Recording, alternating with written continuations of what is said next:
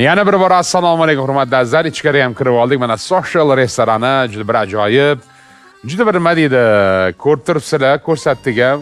Nima deydi, yoshlar bob, ayniqsa bu yangi sevishganlar, talabalar, yigit-qizlar kelib o'tirib maza qilib, ovqatlanib, kofeli ichib, bir nonushta qilib yoki nima taomlar xohlasa yeyishadi. Menyusi ham juda ham ko'paygan, katta menyu, bir 88 xil ovqat bor menyusida.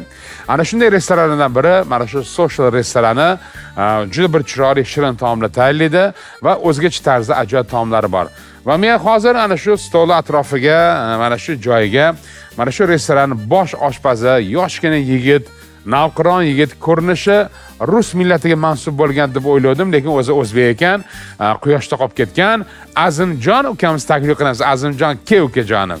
Qani? Assalomu alaykum. Va alaykum assalom. Qaranglar, bir chiroyli, ko'rkam, kelishgan, nima deydi, juda bir shirin bola, asal bola, toy bola deyiladi-yu. Ana shunaqa chiroyli yigitlardan